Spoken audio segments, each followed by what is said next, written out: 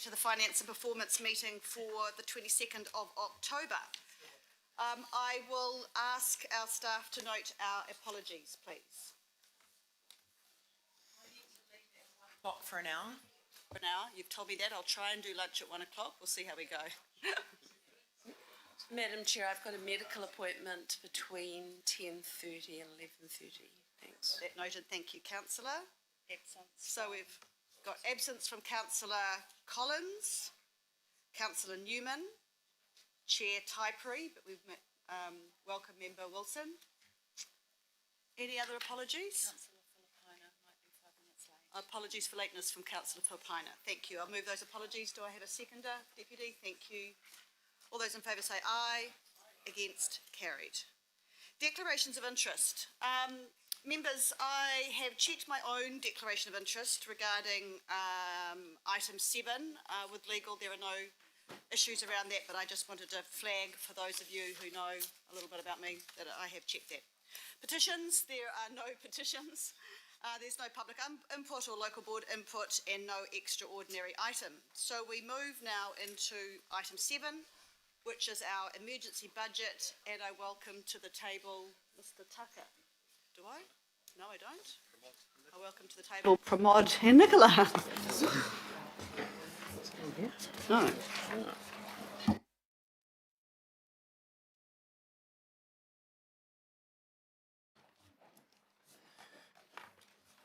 People, as you know, we're going to cover 3 things here. Progress against the emergency budget, which we're doing every month, update on the VFM or Value for Money program, and update on the 36th America's Cup commercial arrangements.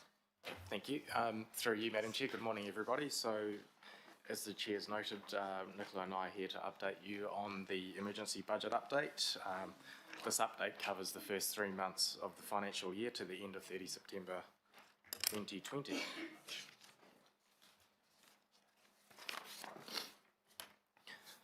The key items covered in the report for this month are reflected in the recommendations and include an update on the year-to-date financial performance to the end of September compared against the emergency budget for the same period, an update on the actual savings achieved towards the 120 million Auckland Council savings target, an update on the Value for Money program, and finally an update from Panuku on the progress of relocating commercial tenants in the Wynyard Quarter and Viaduct Marina to enable AC36 infrastructure works.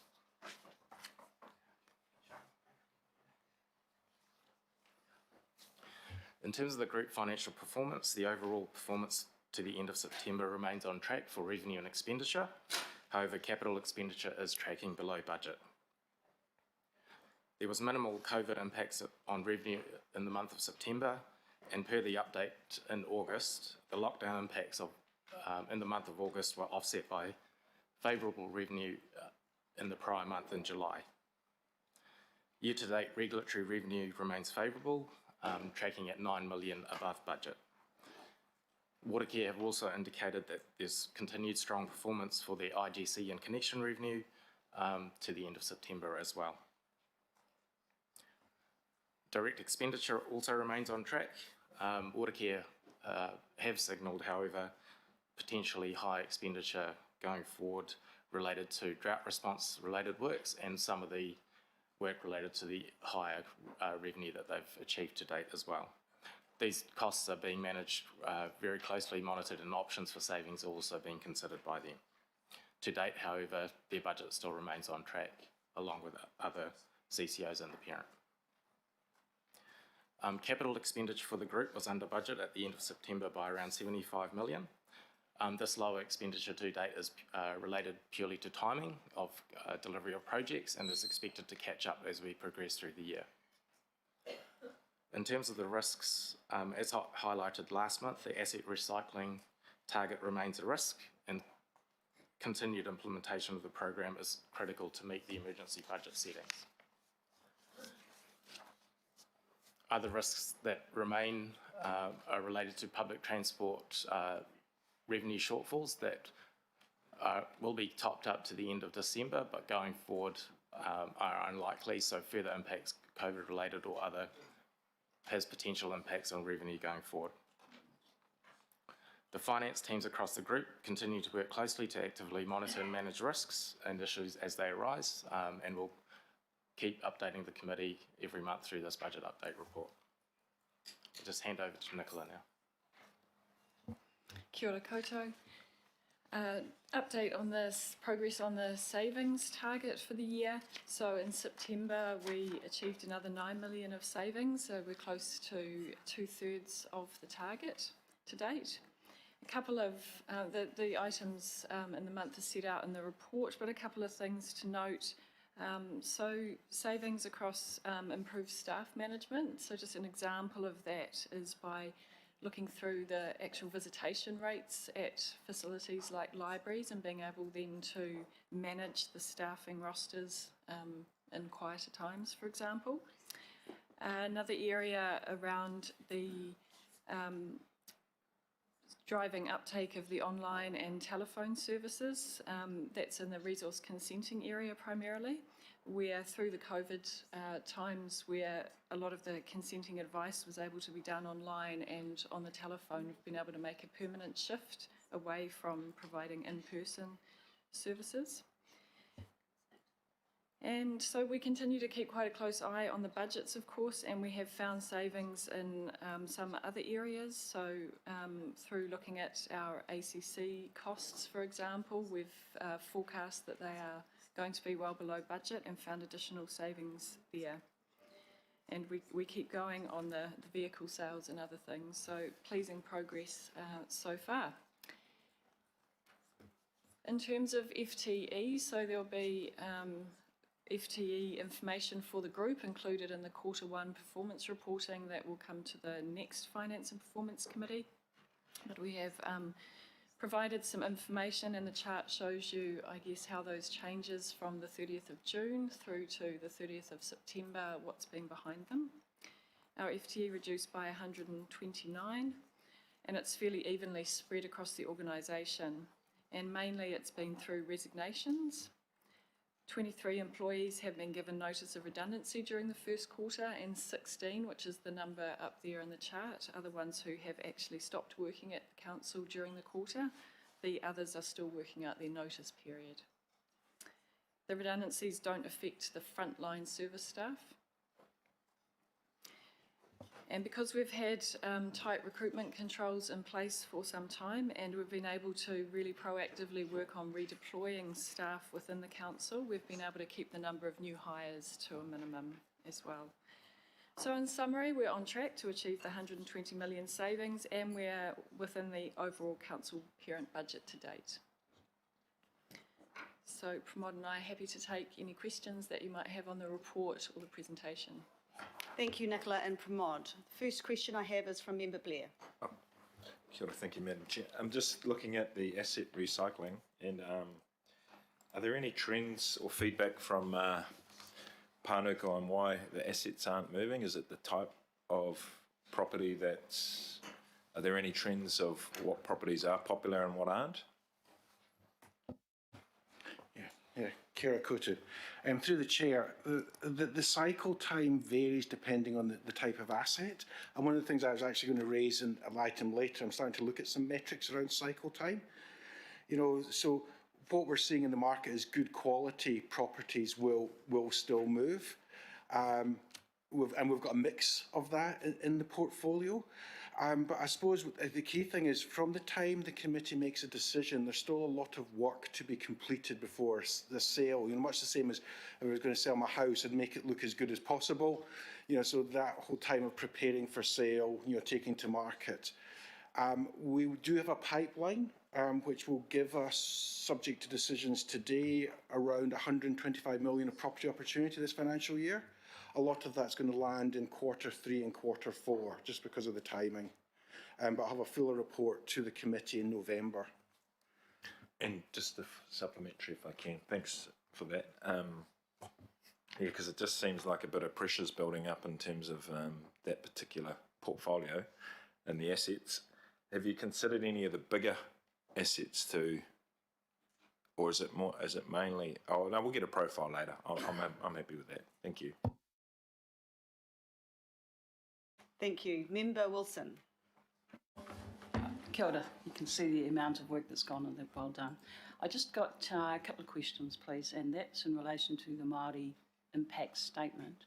I know there's 2 paragraphs, I think it's 25 words all up, and one just says it's where the Māori are a consideration. So if I can, for the next update, look at specifics around what the impacts are. You did speak to resource consents, the savings that were made there, but clearly online is not necessarily an advantage for Māori who are kaitiaki as they see.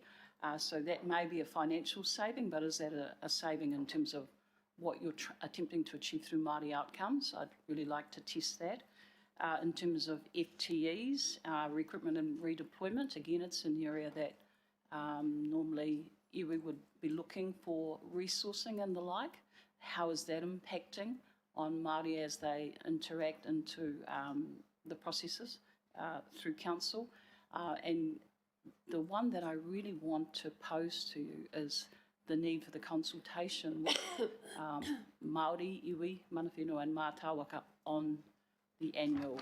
So what is the consideration that's been given to allow before it's submitted to the committee? What has been done in that area, please?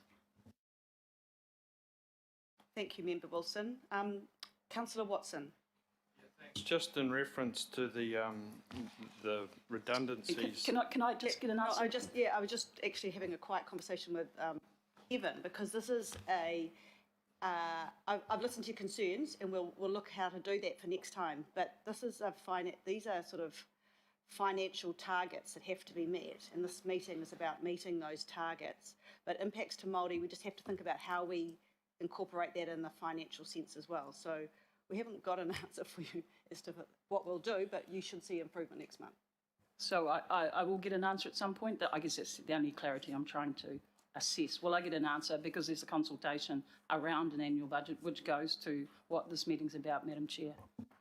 Consultation around, do you want to answer that? Because it's not an Yes, Member Wilson, through the chair. So, so this is the reporting back on that emergency budget, and there was substantial consultation process followed through to create the emergency budget in the first place. So we can run you through and show you the consultative process used to adopt the emergency budget in the first place. We'll provide that detail for you.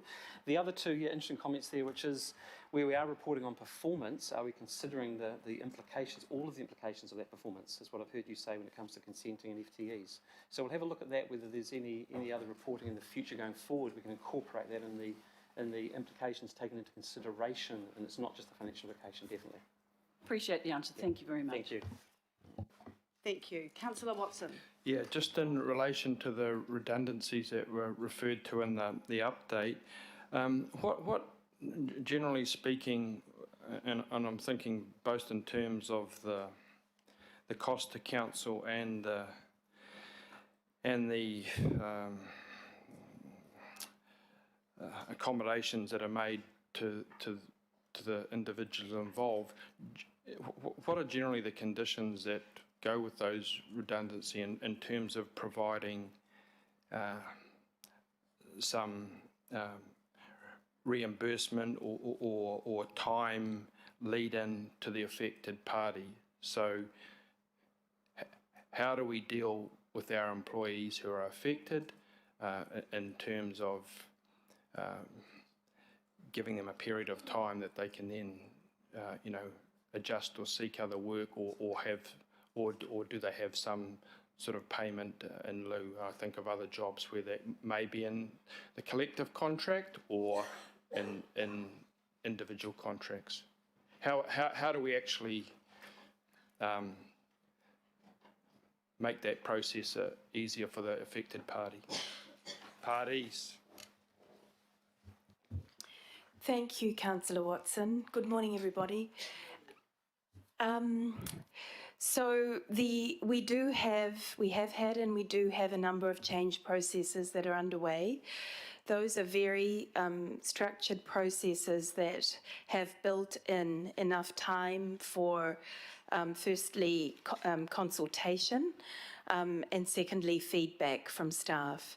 We always involve the union in those conversations before we put out any change proposal document, and the union are always there to support staff whilst the change process is underway.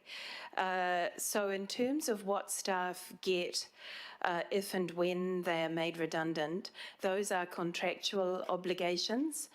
So they're in the contract, whether it is the collective agreement or an individual employment agreement. And obviously we honour those. In addition to that, we provide support for staff to get help if their role is made redundant in order to find other work.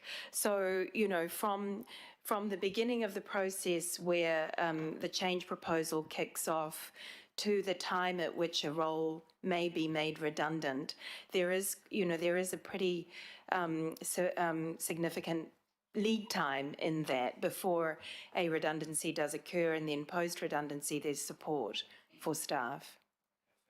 It's a very helpful answer. In terms of the ratio between people on the collective contract and people on individual employment contracts, roughly how is that panning out in terms of the affected employees? Don't quote me on this, but roughly union membership is at around 2,500, but I can get you that exact figure. Okay, thank you. Councillor Hills. Thank you.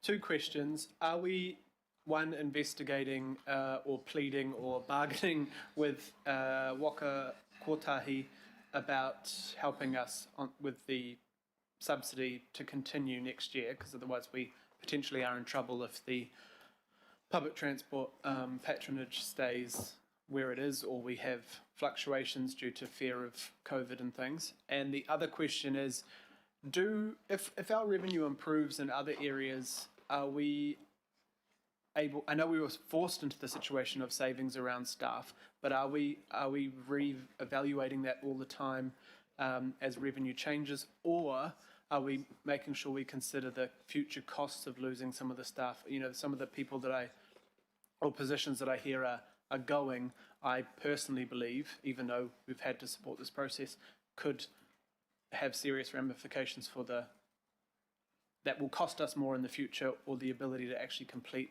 the work we've promised Aucklanders will do. So is there any way to be flexible, or is everything locked in and we're just moving forward on that?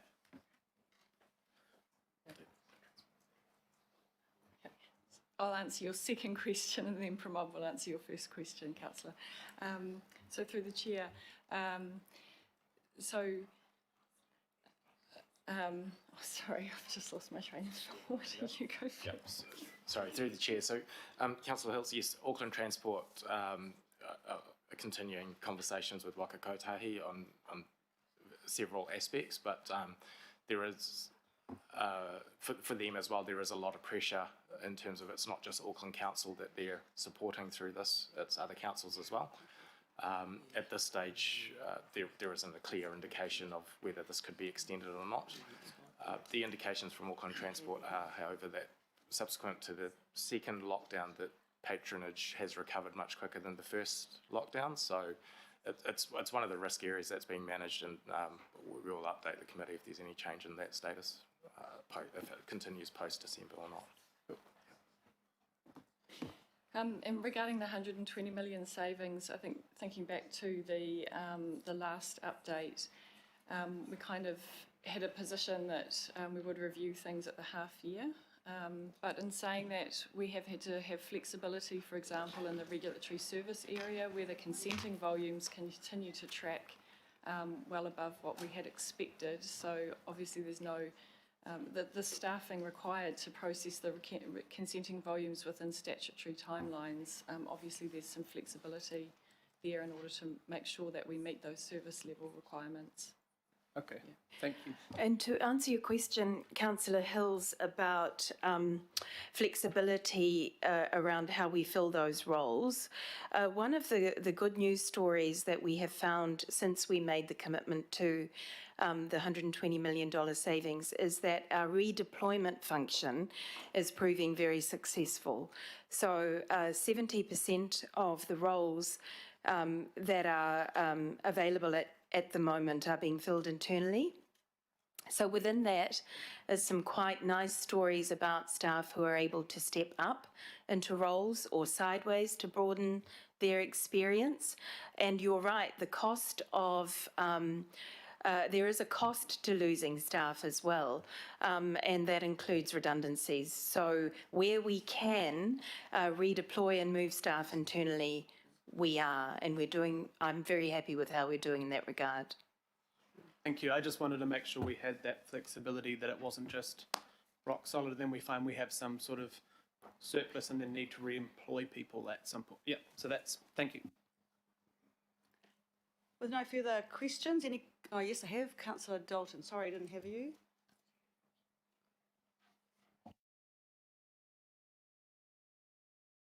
Thank you. Sorry. Thank you. Perhaps my question could be taken away as well as a non-financial implication. The slide states that the reduction in FTE has primarily been managed through attrition and tight recruitment controls.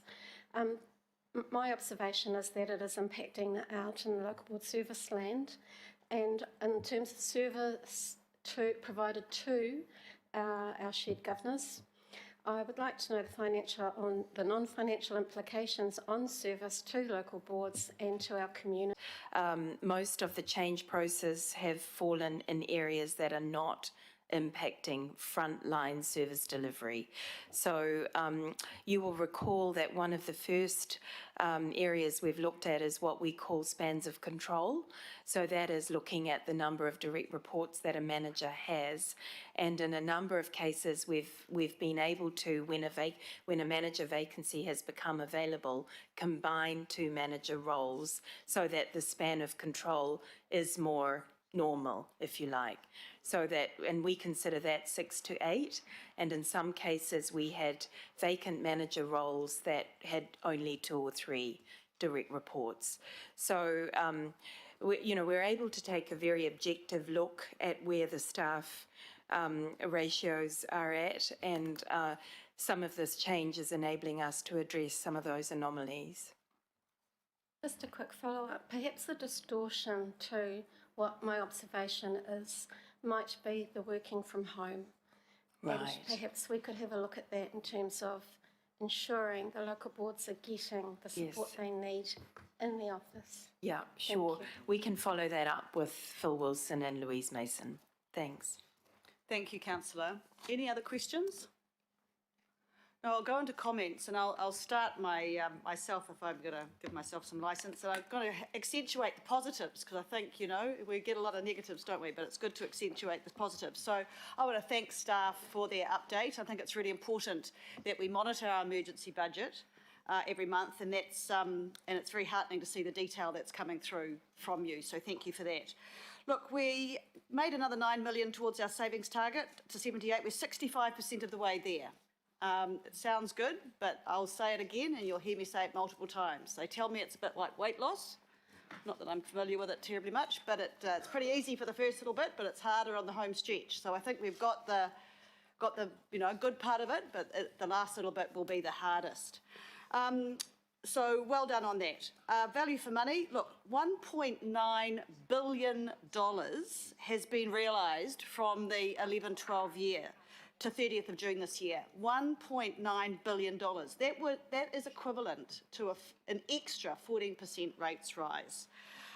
So $316 million a year is the figure that we are now operating less to deliver the same services as we were back in 11-12. Now, what I've come to the conclusion is a lot of public don't understand these big numbers. So what is 316 million? It's 5 times approximately, or more than 5 times the annual direct cost of operating all our libraries. And it's actually approximately 2 times the cost of delivering the rail services for Auckland. It's a lot of money. So I want to congratulate all our financial staff for the progress to date. But on top of that, we have our 17A review process, which of course you know we put together, and that's another $270 million worth of benefits. And these include things like cost avoidance and achieving better outcomes for the same amount of money that we have spent. So I think what COVID is teaching us very importantly is our ability to be more efficient and nimble as an organisation, and I congratulate you for the progress to date. Still a way to go, but it's a really, really good start. Anybody else like to make a comment or an observation? Councillor Darby. Yeah, look, thanks, Chair. Look, it's good to have those numbers, but I preface the enthusiasm for acknowledging the positive numbers, which are negative numbers. It does concern me that we don't quite have our heads around what's going to give and is giving. Already, my observation is that we probably don't really know as governors of the reduced levels of service that are going to hit the coalface. That's going to start showing up. So I think, you know, when I look at the numbers, I think of people and the impacts on people, and that is the people of Auckland and those that interact with Auckland. And I think we do need a bit of reality check that things are going to change. Things definitely are going to change. And the expectation of Aucklanders in many areas won't be met. But in other areas, they will be met, and that we're operating under a constrained budget, and there's an acknowledgement of that. But there's going to be some change and some hurt here. I mean, the hurt's obvious in that we're disestablishing a significant number of positions. We're undertaking a capital program under pressure. There's the whole organisation is under pressure. So I don't want to diminish all, you know, everything that you're outlining, but you know, I'm also just having a bit of a reality check on what's going to unfold here.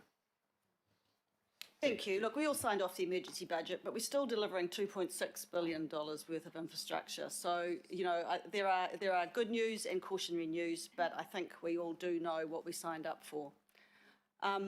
Councillor Filipina. Thank you, Chair. And I think just to that point, I know that one of the local boards in my ward has already receiving the frustration of what the decisions we made in the emergency budget. One of them was the closing and early closing and the hours in regards to the local board office. But we knew that. And I think the key thing for us moving forward is around the communication, not only to our local boards, but our community.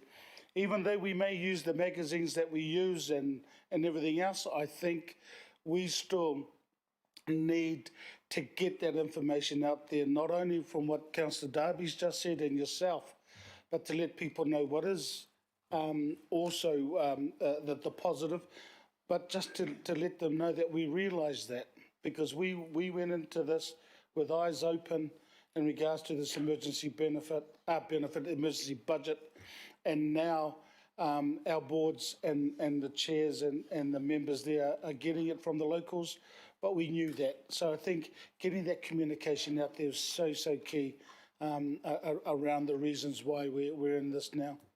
Thank you, Councillor. Emma, I'm sure you're listening. We have the Mayor, Your Worship. Oh, thank you very much, Madam Chair, and I'm really wanting to both support what Councillor Filipina has said and to back your comments. We sat down around the table to deal with an emergency budget where we'd lost $450 million. It was an emergency budget. It was a crisis. We looked at all the options. We knew that we couldn't resolve the crisis that we faced without some pain and without some cost. But we sought to balance that across the areas. And we ended up with $2.6 billion in investment in assets. We ended up preserving our core services at the maximum level. We looked to make some significant savings in sale of surplus properties, and we need to do that. And we need to continue with the course we've chosen and which the Chief Executive and Head of Resources is implementing around the reduction in our numbers to be a leaner organisation. I actually think, insofar as whenever somebody involuntarily loses a job through redundancy, it's not good news. But, I take great heart at the fact that of the 128 positions, 127 positions that we've reduced, there have only been 16 redundancies. I take great heart in the fact that 70% of the vacancies that we've got internally have been filled by people moving from positions that have been disestablished. So what I see from our staff here is an incredible effort to look after people's interests to the extent that we are able to, while still finding those savings. But we can't start to unravel the emergency budget now by saying, well, we're not going to sell any properties, we're not going to lay off any staff. That's just ignoring the reality of the situation that we all fronted up to through a really good process, and we made those decisions. And now we've got to back our staff to implement the decisions that we made. So I just want to say thank you to Kevin and thank you to Patricia and the teams for the job that they've done. Will there be pain? Of course, we always knew there was going to be pain. Could we just do nothing? We made the decision when we went through that budget that doing nothing wasn't an option, nor was it losing our credit rating and submerging ourselves in debt. So this is a product of what we have decided, and from my point of view, the staff have carried it out really well. Thank you. Thank you, Your Worship. Councillor Cooper. Thank you. And I take all the things you said. I think, Madam Chair, that our staff have done a fantastic job. I absolutely signed up to the emergency budget. I'm also aware that we're going to have more pain going into the LTP.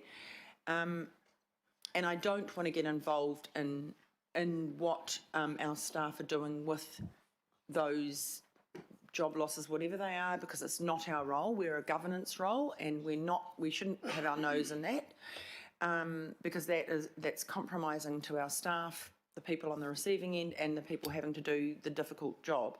But what I do definitely want us to be looking at is not just going, here, you've got to meet a target right across the board. It needs to be targeted to where we can make those changes, not just everybody has to whack a percentage off, because it does affect, and I'm seeing it in the regulatory area. I'm getting emails from people trying to get, for example, their code compliance certificates.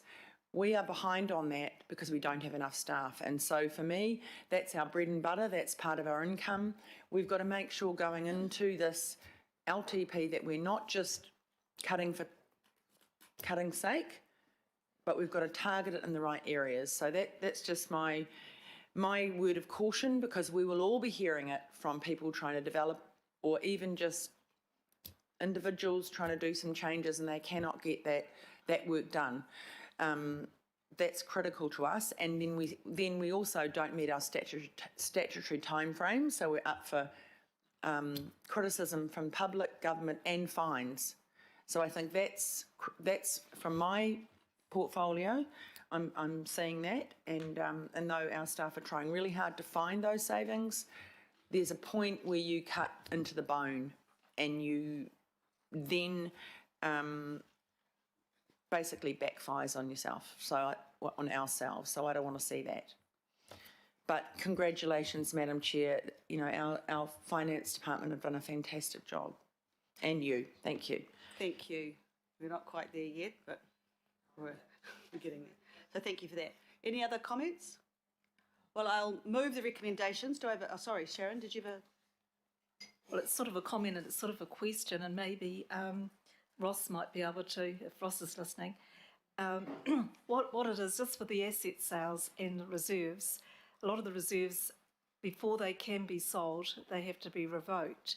And that means that the reserves then have to go to a public submission, which is probably 6 months. Now, if with the public submission, if those that are hearing it, or no, imagine it would be independent hearing commissioners would hear it, if there's one or two of those that they decide not to sell, how's that going to...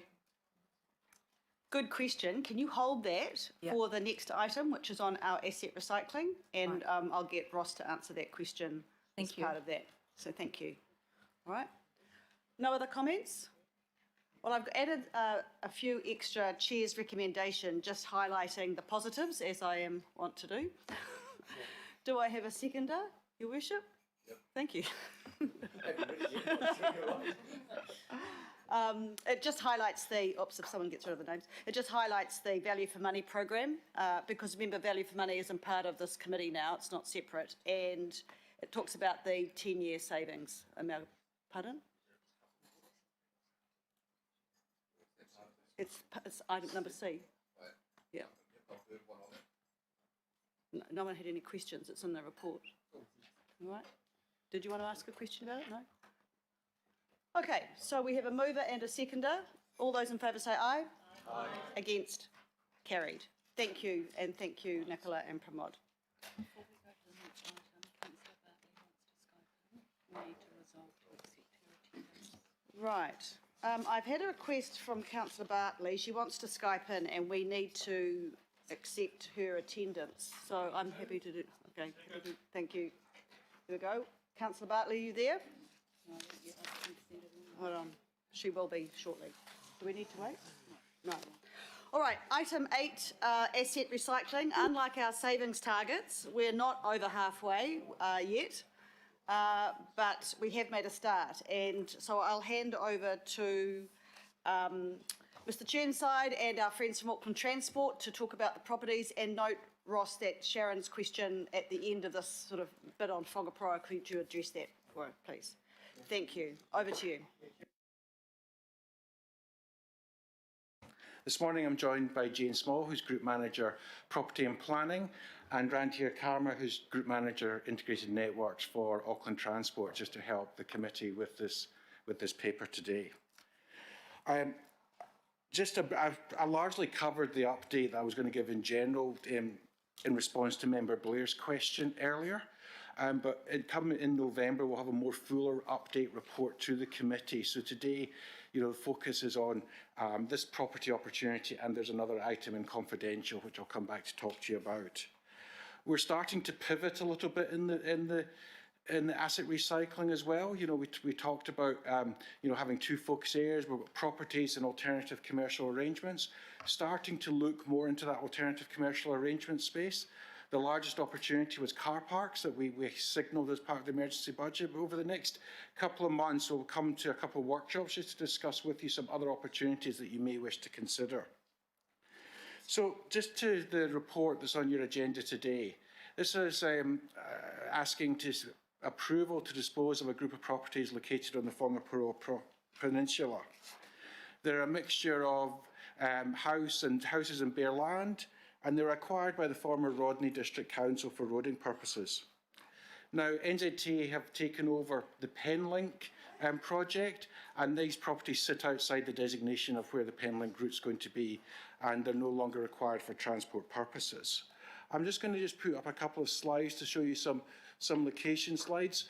So this one, you've just got two properties just shown in red. I'm going to just quickly pass over that. I'm going to go to the second slide. Sorry, the third slide, I beg your pardon. The third slide, where you've got a large group of properties all joined up. But I say the Penlink designation is outside of where these. So, brief history. So the rationalisation process was commenced in 2018. Engagement occurred with the ward councillors, local boards. Feedback was received. Actually, we believe that some of this land should be retained for future roading purposes.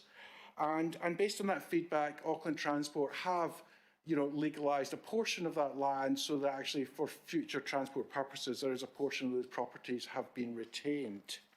And that's shown by the red line on your slide. We included these properties in the emergency budget consultation document. During that process, Councillor Walker has raised some concerns, particularly about the intersection of Brightside Road and Whangaparoa Road, and that's the box in blue up on the slide there.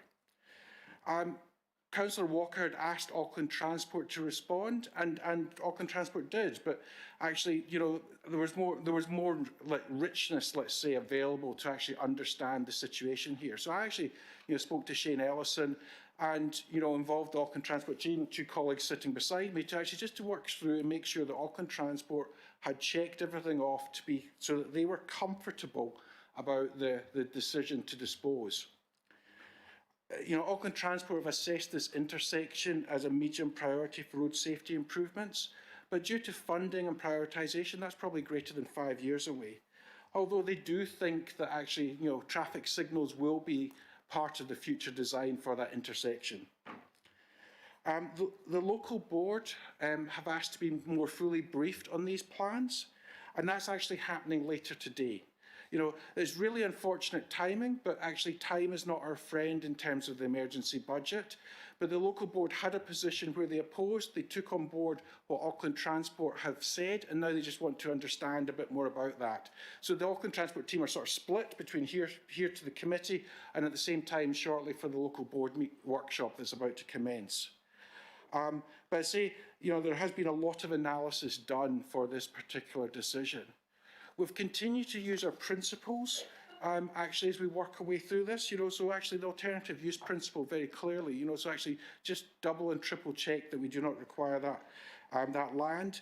We were scheduled to come, bring this decision to you in the September meeting, but we just gave ourselves some more time to make sure that actually the concerns raised had been addressed. And actually, as we work through, the future asset recycling, make sure the pipeline is big enough for us. So my role in asset recycling is to bring information to you as a committee. I'm supported by staff across the council group, because asset recycling is very much a group thing. Today, supported by Auckland Transport. Our professional advice is that these properties are not required for any future transport or other service use. And disposing of them would not impact on council's ability to deliver its services. Further disposal will actually, support and assist, our asset recycling target. The rating value of these properties are around $14 million. But obviously, happy to take any questions. Ciara. Thank you for that. I'll put the recommendations on the table for discussion first. I'll move, Councillor Cooper will second. Questions for Auckland Transport or Ross? First question, I have Councillor Hills. Thank you. Sorry, Madam Chair. I probably was a question for the last piece, but I thought it would be an overall question part in here. I guess my concern is, and it probably does relate to these properties, is what happens if we do not reach our target for sales? Does that automatically start a program for cuts across the business? Is it staff? Like what is, not only if the governors, we don't sell more properties, but if you can't sell them as a business. So, yeah. Kevin. Yeah, thanks, Councillor Hills, through the chair. So yeah, we adopted an emergency budget. We looked at the various levers to be pulled. If one of those levers can no longer achieve the reduction of costs that we were looking for, we'd have to look at the others. So, as was mentioned in the last item, we are sort of giving ourselves till December to find out what those trends look like, the revenue trends, the sales trends, what the pipeline, the feasibility of the pipeline may look like, and Ross may want to elaborate on that. So come back after Christmas, we'll have a reassessment of whether we think the emergency budget is still achievable by pulling the levers to the degrees we thought it was. If any of those are at risk, to a great degree, we'll have to reassess what may be another way to resolve the issue. Normal years, you would just put any shortcoming in revenues or extra expenditure would just become a debt factor. As you know, debt's the one that's actually reached the limit now. So we'd have to look very, very seriously if we just want to let this fall onto the debt. And with the sort of, I don't get a idea of a green light, orange light, red light. What you say it's 20, what has been sold, but what is sort of in the realm of, almost or on the way? Do we have an indication of kind of a ballpark of where we think what's in train? Yeah. So through the chair. So we have a budget of 244 million. As we know, we've realised about 23 of that in the first 3 months of the financial year. We have properties approved by this committee being either at sale or being prepared for sale of just over $100 million in value. We believe we'll be able to realise that $100 million in value by 30th of June. We have some other properties, and Councillor, if I may just pick up Councillor Stewart's question, we have some other properties which actually we have a legal process to go through around reserve revocation. You know, there's a very structured process that goes through. So actually, those properties are unlikely to be ready for sale or brought to market until next financial year. But again, as you know, we're having a lot of workshops at the moment around long-term plan. We know that we're going to have, you know, some challenges. So actually, that's just setting us up for the future financial year. The big item that we identified in the emergency budget was the car park concession. You know, we haven't put a value on that. It is progressing, but we're not ready to come and talk to the committee as yet. But again, I say in November, I would like to be able to in a position to give you a much fuller update, a much clearer forecast, and try and give you some comfort to your question, Councillor. Because in response to Member Blair's question, the cycle time is really important, and different types of property are going to have different cycle times, and that's what we're just trying to get to grip with at the moment. All the properties that have improved to date, Panuku have developed go-to-market plan, for want of a better term. Actually, how do they take them and how do they realise that? That was discussed with Panuku's board yesterday, who have signed off that general approach. And again, I'll build that into the report to you in November. Thank you. So just want to reiterate again. So if we don't get the target, does it automatically start becoming service cuts and staff cuts across the organisation, or does it come back to us to make those calls, or we don't have an option? Yeah, thank you, Chair. Lots of moving parts here. So no, it won't automatically result in service reductions or staff reductions. What it will mean is we'll have to look at whether our revenue streams were as affected as much as we thought. The $450 million was the expected revenue drop. Is that going to eventuate? We'll have some more information when we get to that half-year result. We can reassess that, bearing in mind that revenue then gives more debt capacity. So yeah, no, we've got to look at all of the levers. How much is the expenditure? We've actually made some good savings cuts. Are we going to achieve the $120 million? Is it going to be more? You know, will that actually assist here? So no, we'll have to actually weigh all of the levers up and come back to you with a bit of a more complete picture. Thank you. So just to confirm, that's why we're having these monthly updates of the emergency budget, because it's not, you know, it's unknown for everybody. Yeah. Councillor Stewart, did you want to add something in while? Yes, just on the selling of properties, we won't be selling them just for a song. Is that correct? Because I remember what happened with the CAB building across the way, and I just want to make sure that if we are going to be selling any of our buildings, they're not going to be for a song. And why I've had a few people that have contacted me about the old library and Howick, the Fencable one, which has been an ongoing problem, not only for Auckland Council, but for Manukau Council. At one point it had been sold. Somebody, a private person, had purchased it for about $800,000 way back in 2004, and they were unable to actually do anything with it. So Manukau Council ended up having to buy it back, and the building has really sat almost empty since 1995. So it is a building that there are a few problems with a building like that, and I just wanting to make sure that if we are going to be selling, we need to make sure that whoever's going to be purchasing the buildings paying, you know, the current market rate, but they are able to actually do something with the building and then not find that they've purchased it, and then we have all the parking issues which have always been a problem for that particular site. And I think Auckland Transport's got something to do with some of the parking just outside of the library. So whatever development's going to happen there, I think we have to make sure that you know, because I've had people contact me and they're wondering whether they can buy it for a song, and I said, well, it's nothing to do with me what people are going to buy it for, but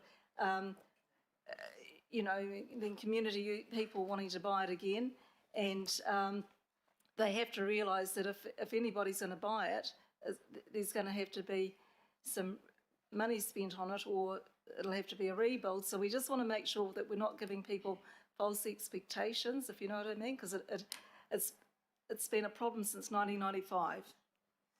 And I'm not saying, I'm full selling it, but I'm just wanting to make sure we don't have a problem again. Do you want to? I'll pass comment if I can. I'm familiar with the property Councillor Stewart is talking about. I suppose the aspect I would like to pick up on two elements. One is some of our properties, are not necessarily assets, they're actually liabilities, and the one you describe, I think, probably sits in the liability category, given the age and the deterioration that's occurred from a building not in use. But if we go back to when we passed the emergency budget, we adopted some principles, and one of them was to value for money.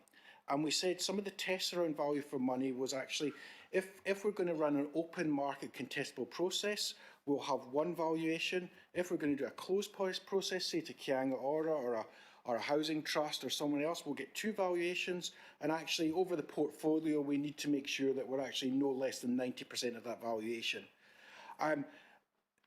So we set those sort of hard parameters, and then that's where Panuku has picked up with, and I said they went to their board yesterday for each of the properties around actually what the best approach is to maximise the value from each of those properties.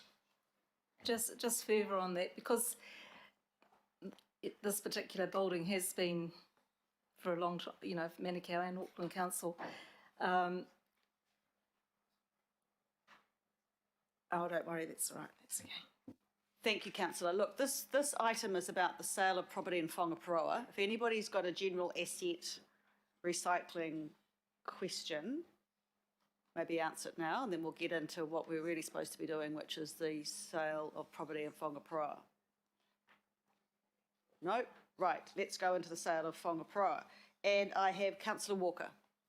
Sure. Through you, Madam Chair, is it possible to put up that plan that Ross showed that shows the red line with the property setback on the Whangaparoa Road properties?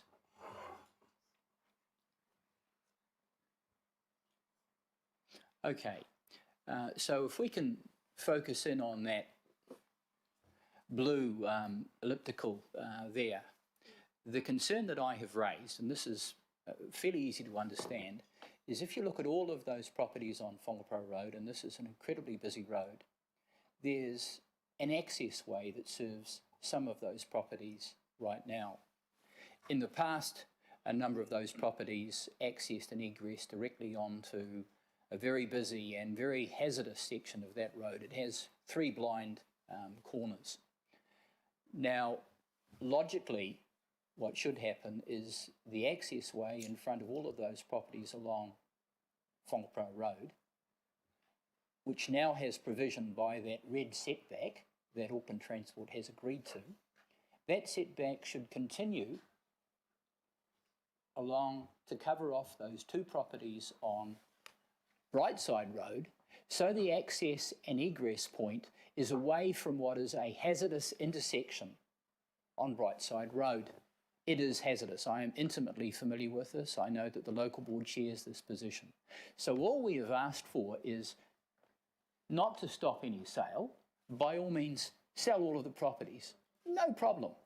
But just make sensible provision for an access way, which not only serves the properties, and those properties will probably be intensively developed, but will also allow for walking and cycling off what is a very hazardous section of that road. You would not want to cycle there. You'd be taking your life into your hands, and even walking along there is difficult. I have asked Auckland Transport to prepare a sketch plan to demonstrate this. A simple sketch plan, nothing that involves too much expense, but I haven't had that. And yes, they say that they don't think there are issues around the intersection, Brightside Road, but that's not the issue. The issue is around starting this access way down in Brightside Road as far away from the intersection as possible. The last thing you want is a busy access way right on the intersection where buses and so on turn. So the question that I've got to you, Ross, is there any problem just continuing that setback line around that corner to take in those two properties in 4 and 6 Brightside Road? along the same lines as the other properties that Auckland Transport has dealt with. Is there an issue with that? I think Auckland Transport should answer that. Randy? Thank you, Madam Chair, and through you. Thank you, Councillor Walker. Look, we have had a look at that. I think just before I answer that question, I just want to clarify as well the intent for that red line that you see up there. We have gone through the processes that Ross just outlined in terms of the feedback that we got from both yourselves and the local board. We've had a look at that corridor, what the transport needs are strategically, operationally, and what maintenance requirements are needed for that corridor. We've also considered the effects of the future pen link as well. What that red line essentially identifies is the setback for transport needs into the future, not for access into those properties. What you see there, the existing access is, as you pointed out, Councillor, serves a few properties, not all. The intent is not to continue that access all the way along the red line up into the intersection. With Penlink coming on board and the modelling that was done by Auckland Transport's Forecasting Centre, but also Waka Kotahi, the modelling is suggesting that the traffic volume patterns will change in that part of the network with Penlink, and the expectation is that traffic volumes will drop along Whangaparoa Road as well. That will then, I guess, reduce the safety risk, which our teams have had a look at as well. And so accessing those properties off Whangaparoa Road becomes less of a concern. But I just want to clarify that the intent is not to continue the access all the way along towards the right of that picture up to the blue circle. And so we don't see that there is a need to continue the red line onto the two properties fronting onto Brightside Road. I mean, certainly if the desire is to do that, it could be accommodated through processes subsequent to this, but that reduces the amount of land that we can dispose of. But from a transport perspective, we don't see that there is a need for it based on what I've outlined. Okay, Ken, a supplementary question. So in terms of the amount of land, what's the setback that you've already agreed to for Whangaparoa Road properties? I think it's 5 metres, isn't it? Is that going to be of any consequence to the sale, really? And the further question I've got is, have you even prepared a simple sketch plan, which is what I've been asking for, a simple plan to show the continuation of the access way? Do you have any plan? No, Councillor, we don't. We've had that discussion prior as well. We haven't prepared one because for this level of assessment, there isn't a need for it. We've had a look at the corridor from a strategic perspective, but also what existing operational plans are in place for the particular corridor. So we haven't prepared it, and we don't intend to prepare one because it's not really required. I guess for me, and it's probably a question for the wider group, but an understanding also is that if we were to set back land, do we want to be setting back land within road reserve to provide for private access, which is what that short piece actually does. And in our view, it's not normal, not usual to set aside road space for private access. That is a bit of an anomaly. It's historical, but I'd venture to say that you setting aside road reserve, which could be used for future maintenance, road widening to link in with the Whangaparoa, the Penlink connection, that strip of land that's set aside, that's what the intent is for, not to provide private access way. Through you, Madam Chair, but we're already providing space for the existing access way that is there, that is on an incredibly hazardous part of Whangaparoa Road, incredibly hazardous. In principle, if you can have all of those properties not accessing onto that busy road, but accessing off Brightside Road, surely that's desirable. And I mean, I'm not asking for something difficult here. It's incredibly sensible. If I could just speak to that from a planning perspective, we would expect that anyone who purchases those properties would provide the access in a safe manner within their own land, not within the road reserve. So while we accept that there's a historical encroachment, if you like, of that private access way into the road corridor, and because of the levels, there is a need to perhaps retain in the future. That's why we've set back beyond that. But going forward, any development on those sites would have to go through the normal unitary plan process, and it would be assessed by Auckland Transport. And at that point, there may need to be an access way provided, but that would be within the private land of the developers, not within the road corridor. And as Randy has said, from an Auckland transport perspective, that's a transportation perspective, we would not provide private access ways within the road corridor. So that's the key point, isn't it? The difference between road corridor. I mean, we're looking at land. I mean, we're not the transport planners, you are, and I think you've actually simplified it for me now. That's the key point, the difference between the road corridor and the private land. I've got it now. Thank Through you, Madam Chair. Wait. I mean, the issue at stake here is this access way that we're talking about is not so much for the properties on 4 and 6. It's to access the multiple of properties along that corridor that could well have some intensive form of development, and not to enter into the situation that we were confronted with, I think it was yesterday, where you have these private access ways and the unitary plan is defunct around them. Okay? So here is me raising an issue against a background where these private access ways are hopeless, and we had that discussion the other day, and there's an opportunity to address it quite easily with probably no reduction in value. I don't understand why the objections are, and Auckland Transport haven't even prepared a simple sketch plan. Do you want to say anything more, Randy? Look, Madam Chair, thank you, through you. And look, from my perspective in closing, perhaps, because we have had this conversation and we've raised these issues previously and had the conversation with yourself, Councillor, as well. Look, from our perspective, we have done the due diligence. We've had a look at what the needs are from a transport perspective. That red line, if you follow it to the left of the page, we've conservatively taken that all the way to the extreme left of the page from a road widening perspective to future-proof any connections we may need to provide for in terms of Penlink. Widening further the red line into the private properties we don't see a need for, as I've outlined. That width provides us sufficient to provide for future widening to deal with any traffic or safety issues that may arise should they arise. But from our perspective and in our professional opinion, that's where we're at, and that is the extent to which we believe we need to provide for.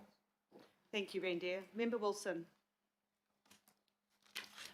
Thank you. Rationalisation, hey, that's the way that we also would see that we can move forward. And in that vein, we'd like to see that it is robust, transparent to aid that process. I'm looking at the Māori impact statement to see how best that can aid the process. So I'm just making a couple of questions around the engagement part to ensure that there isn't anything that stops that or provides a timeline that can't be achieved. So I see there in para 36, there's the talk about relevant mana whenua. And then further down in para 37, it talks about all. In other Māori impact statements and is contained in other items here, there is a need to indicate who's relevant and who's not. I would suggest that might have some effort put into that to ensure that because I see further down that it comments that no feedback was received and makes an assumption that there's no objection. So to aid that part of the kōrero around potential obstacles for Māori, I would suggest that process needs to be sufficiently robust and transparent, and a fuller understanding of how Panuku runs that part of the process probably would aid as well. So it's not a criticism, it's a commentary, but just to indicate that will add to this Māori impact statement to ensure that rationalisation is a key means to ensure this doesn't include miscommunication. I think Councillor Filipaina brought that up as well, that communication needs to be very, very good. Yeah, through the chair, thank you. Thank you for that feedback. We'll take that on board for subsequent reports. The engagement with iwi is twofold. One is there any customary elements, and then the second bit is there any commercial interest, and certainly there's two different types of conversations. But yeah, certainly take on that feedback and thank you. Kia ora, thank you. Deputy Mayor.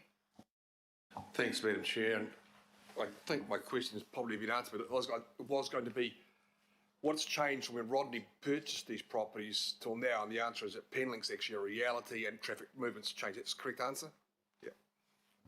That's correct, Councillor. Thank you. Councillor Watson. Thanks, Madam Chair.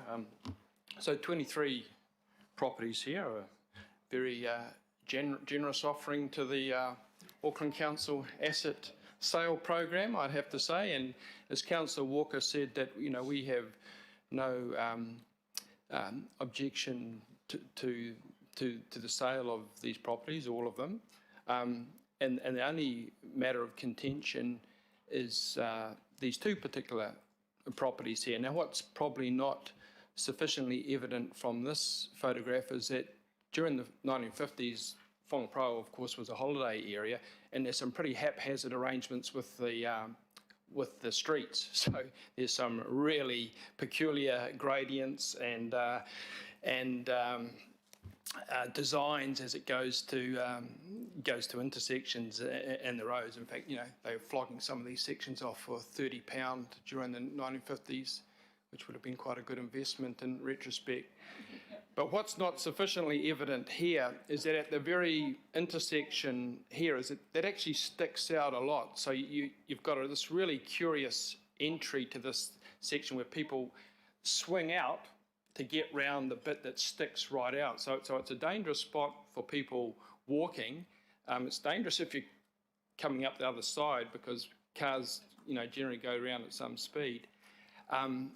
And now, under this proposal, we're conceivably going to have, quite a number of people stopping here and trying to turn in, particularly at peak times. So that hasn't been addressed. So yeah, great. The legalisation of the boundary up to that point is fine and is what is required. But curiously enough, at the very worst point, the very most vulnerable point, we've suddenly stopped. Now, someone mentioned the loss of price in the sections. Both these sections are 1,012 square metres, okay? So these are big sections. We're not going to lose any money on the sale price of the sections, losing 5 square metres at all. What we've been told here, and this is my question, we've been told that we should leave this to the consenting process, and AT will be able to have input through Auckland Council into conditions which will need to be fulfilled by the developer. So my question to you, Randir, is how did that assurance on relying to the consenting process work out just down the road in the next frame at the entry to the New World supermarket? How well did that assurance work out when we left it to the consenting process? Thank you, Councillor. I'm not personally aware of the example you raised further down the road, but I do know where you're going with your question around, I guess, level of assurance through the consenting process. I can say to you that we work extremely closely with Council's regulatory and planning team in terms of resource consents. And once we know what the use for a particular land is, we have a much more credible argument, if you like, around what we need for that particular site and how it needs to be serviced from the road. And we have good conversations through the RMA process around what the access requirements are, and that's allowed for during the consenting process. We are one of the key CCOs inputters into the consenting process, and that's been set up through council as well. So we have many successful outcomes in terms of access requirements, transport requirements through development. One thing I will also point out is that intersection, the points you've raised, Councillor, about safety, I'd say that, look, they're valid, and I appreciate that both yourself and Councillor Walker know the intersection really well, live in the area, and so it's really good local feedback. That intersection is definitely on our radar for safety improvements, but obviously given the reduced funding that we have going forward, where that sits in our program has obviously been pushed further down the track. What we're intending to do is actually look at trying to get some safety and operational outcomes for that intersection through the panelling conversations that we're having with Waka Kotahi. So that will be some pretty interesting negotiations, because we'll be asking for perhaps more than what can be provided out of that project, but I think there's an opportunity there for us to actually land that and reshape that intersection so that we don't have the risk that you raised, but also not moving the intersection closer towards the land that's required. So in fact, there may potentially be more land within the road reserve as well. But through that process, through the consenting processes, I am confident that we can achieve the outcomes. But more importantly, we've identified that those two properties, we don't need to actually identify further land to be kept aside for access ways. Yeah, thank you, Madam Chair. And I'm not trying to be awkward here, but it looks like I have to answer my own question. And part of the reason most of the reason that's driving my concern here is what did happen with the consenting process down the road. And it's a little disappointing that people in Auckland Transport don't appear to be aware of that. What did happen was that because of the design of the entrance to the new world, we now have, for the last 2 years, massive congestion that didn't exist before, because at that intersection, through the consenting process, we have a right-angled turn, which means all the traffic comes to a stop. All these roads at peak time, as the traffic's backed all the way to Vaipine Road, because of the way the consenting process handled that intersection with the new world. So that was bad enough. So that happened, and there's been accidents, and it's really dangerous. And at peak hour, rush hour, we've had this massive build-up of congestion. So that was bad enough. But when we complained and the community complained, Auckland Transport went back to try and ameliorate it, which instead of a 90-degree turn, we've got about a 87.5% degree turn, which has helped a minuscule bit, but the congestion that was created because of the way that consenting issue was heard still persists, and the whole traffic flow along the network suffers as a consequence. That's why I don't have confidence in the consenting process. Once bitten, twice shy. I'm going to give a follow-up question to this, Randia, because I kind of know the area a bit myself. Am I correct in saying that you don't believe that we need to retain that section because I think everyone's going to try and get the same outcome here, if I'm not mistaken. I think you're saying we don't need it. You don't need to keep it. You can sell it. However, because Penlink will change the movement on the road, the congestion won't be so bad. Because you have the ability and you work fairly well with Waka Kotahi, NZTA, you'll have some discussions about improving it earlier than what you've planned to assist in the whole general upgrade of the congestion around in that area, that you'll probably achieve the outcome potentially that Councillor Walker and Watson are looking for, which is a safety improvement of that intersection, without having to keep that land, and do it that way, and then move it into the difference between the public and the private ownership that Jane talked about. You think you will be able to achieve, is this right, that you think you'll be able to actually achieve those outcomes, and therefore we don't need to keep that bit? Is that correct? I mean, it sounds a bit of a long way of getting around there, but I'm trying to helicopter over what everyone's thinking, and I actually know the intersection, and it's a bit of a nightmare. So I think potentially, are you saying we can actually achieve the outcome that these councillors are after in a slightly different way? Yes, consenting is one of them, but actually more importantly for me is the conversation or the deal breaker you have with Waka Kotahi. Would that be correct? Yes, Madam Chair, mostly. I'd say the work that we're doing in Waka Kotahi is our current and most immediate opportunity to get the outcomes at that intersection. As I said, we are currently in negotiations with them, but that is absolutely the vehicle and the intent, is to try and get those outcomes through the work that we're doing with them. We don't have any of the assurances yet, but that is currently our immediate opportunity. Thank you. Councillor Cooper, you have a question. Just a question, and it is around, because I'm not an engineer.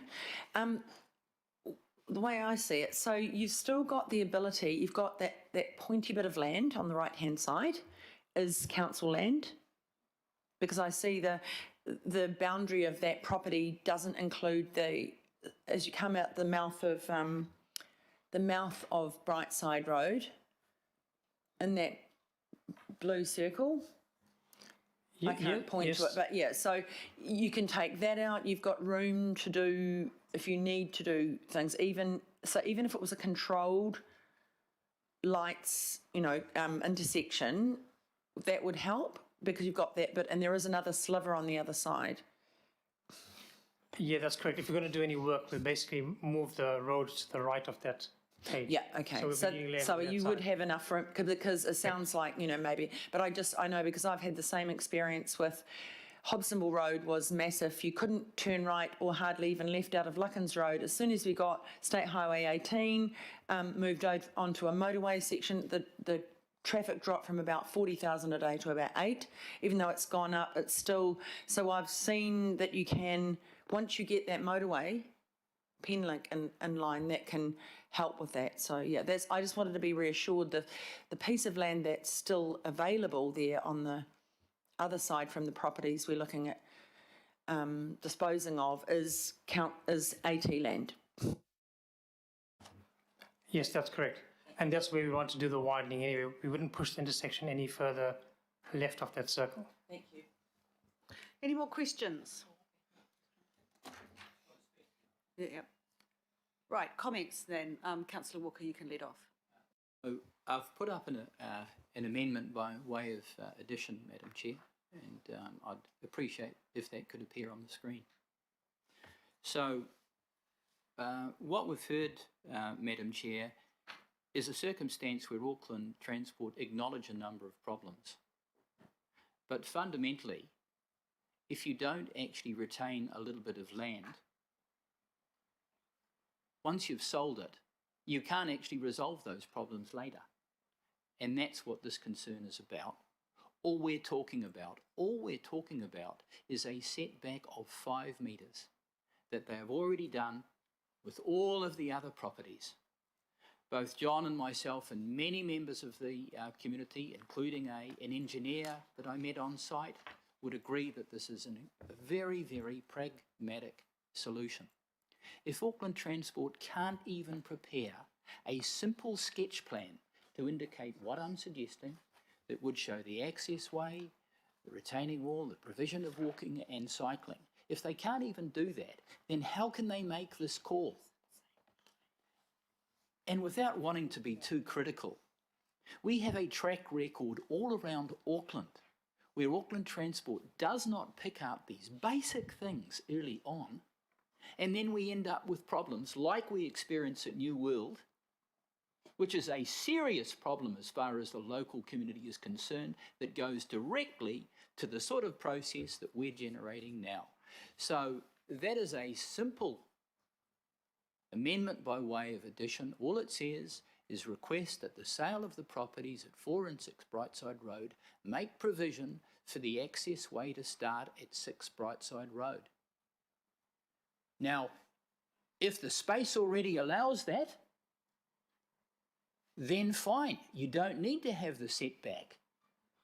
But if Auckland Transport actually do their homework, and this will require them to do that, and they do need to make provision, then they'll have to make an adjustment.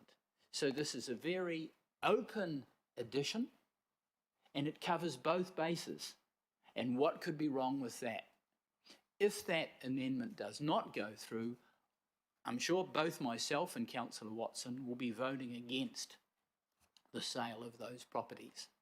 And this will attract huge concern on the part of a very large population that actively uses this road on an ongoing basis. Thank you, Councillor. Any other comments on the amendment? Councillor Watson. Okay, thank you. And I just, say at the outset, this is taking way longer than it should, this item. And it's not as if this has been sprung at the last minute. So we've been in attempted conversations and real conversations since early last year on this, as indeed have the local board. So that, this has been dragging on ad nauseum. Councillor Walker is right. We asked for a very simple sketch plan to just sort of show how this might work. And as he said, we're told that, there wasn't the resource in Auckland Transport to do that. I don't know about you, but every week or it seems like every week, I have detailed plans coming across my inbox for judder bars and raised crossings and, you know, a little yellow line here and a white line there, just on a regular basis. So at a crucial part of the Whangaparoa road network, which is acknowledged here, this is a crucial part of it, it does seem a little curious that you know, the resource can't be found to do a quick sketch plan with respect of this property here. So in terms of the sale process goes, this has no impact on the sale of the properties or on the quantum that's up for sale. As I said, these two particular properties are both well over 1,000 square metres, and it's highly likely that this will be part of an integrated development anyway. So let's just put aside the loss to council in terms of revenue, because there is none. I come back, however, to my question. So, you know, we've been told that, you know, if ifs and ands made pots and pans, we'd be all better off being Tinker's type of approach to the future, that there's various things that have been talked about, but nothing in terms of any surety. All I can look at is a situation that exists just down the road, next door to this, which has been an unmitigated disaster. Right? It really has. And I don't like to use hyperbole, but it has been disastrous on the flow along Whangaparoa Road. It is dangerous, and it causes huge congestion in the PM peak, and it was totally unnecessary. And that situation we have to live with. We have to now live with ad nauseum. Now, as much as Penlink will reduce the traffic in 5 years or 6 years' time, wherever it ends up getting fixed, that's not really the sole issue here. It's the configuration of this intersection at this point, where there's now going to be, you know, quite conceivably a huge increase in the number of residents going in, and nothing's been done to address that. So you know, we will have traffic going around that corner, stopping to, again, a pretty brutal stop to turn into access these properties. That's going to be dangerous, irrespective of whether in 5 or 6 years' time the flows from Penlink alleviate the peninsula as a whole. So it's a pretty reasonable and minor request, in which, you know, due recognition to Auckland Transport, they have addressed with the balance. But at the most crucial point in our view, as the local councillors and along with the local board, it hasn't been followed through with this really minor adjustment that alleviates all the concerns, allows the 23 properties to go like that, and addresses the concerns of the community. Because as much as we're in here repeating this to you, the local paper on a regular basis is full of stories detailing the problems in this stretch of road, primarily to do with this disaster at the New World entrance, which you know, on a nightly basis, there's misses and near misses that respond. So the consenting process hasn't fixed it up before. There is no guarantee that it'll address it again. So the simplest way is for this relatively minor adjustment that doesn't cost anything, doesn't reduce the sale, addresses the local concerns. Why wouldn't you do it? Thank you, Councillor. Councillor Coombe. Thank you. Thank you, Madam Chair, and kia ora koutou. Totally respect the ward councillors and your knowledge for this area, and it's good to hear your support for the sale in terms of a road widening project that's not going to happen. I guess many of us around this table consider ourselves to be bush engineers, and I put myself in that category, as Reindeer well knows. I like to think that I can get down in there in terms of designing roads, but none of us have those skills around the table. So what I really look for is what is the outcome that we're trying to achieve as governors. And so if this amendment was worded in terms of the outcome and ensure that there's a safe outcome, which is what I'm hearing that the ward councillors are looking for, rather than the actual solution, because I think it's the experts that need to tell us what the solution is and find a way forward. So I just wonder how can this be framed in a way that's it's requesting or ensuring that when the sale goes ahead, that safe provision is made for access, or just in terms of what is the advice we can get from Auckland Transport that we should be looking for in terms of the sale, and make sure that that's acknowledged. And I just wonder if that might be a way forward, because does concern me in any transport project that we are trying to dictate the solution rather than the outcome. The design solution, I should say. Might the mover of the amendment respond, Madam Chair? Yes, you may. I'm sure the mover and the seconder of the amendment are quite happy to have a modification that could add the words safe provision for the access way and intersection improvements if necessary. Sorry, Madam Chair, I guess I was looking for that. My comment was kind of also looking for a response from, if it's possible, from Auckland Transport about how we could word this in a way that makes it really clear in terms of the outcome that I'm hearing that we're all trying to achieve. Randy. Thank you, through you, Madam Chair, and thank you, Councillor Coombe. Look, I fully support the approach of focusing on outcomes. I think we can achieve it in terms of how we design the intersection without having to take any more land, like I pointed out earlier on. What I might suggest then is that that be amended to add or to read: request a sale of properties 4 and 6, make provision for safe operation of the intersection during the post the sale process. What that does is actually allows us then to design the intersection or work with the Penlink team at Whangaparoa to achieve those outcomes. And it doesn't necessarily mean that we are locked into releasing public land or actually having to take any more. Because if you look at that intersection itself, my personal and professional view is that there's sufficient space currently to achieve that. Through you, Madam Chair, may the mover and seconder respond? Well, hold on, hold on. We've just got a list of questions, so just hold fire, we'll get some words up. Okay, But that's basically what I was saying too in my question. Councillor Cooper. I guess my question comes from the letter that's included in the report from Shane Ellison, page 27, 28, 29, so very comprehensive. So my understanding is that this has been thoroughly looked into. It's not just the questions we're asking here today, but this has had pretty much a full investigation by AT's, if you look in the conclusion,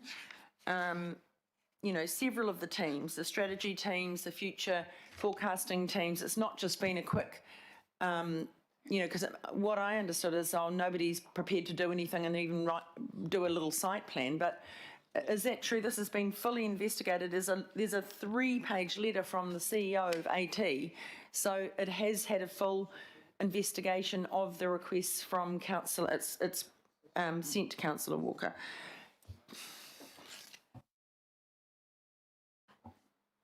Before we put any land up for proposed sale or declare it, transfer it across to Panuku because it no longer has a transportation need, it goes through all of the teams in Auckland Transport to have a look at it.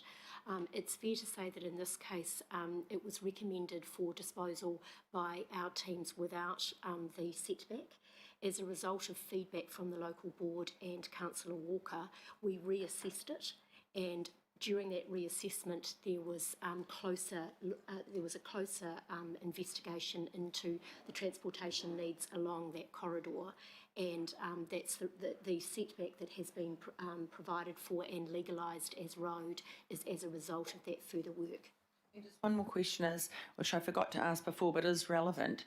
When we do consenting, Auckland Transport and their contribution could say, actually, we want you to, as part of your condition, to help us pay for making the safe access.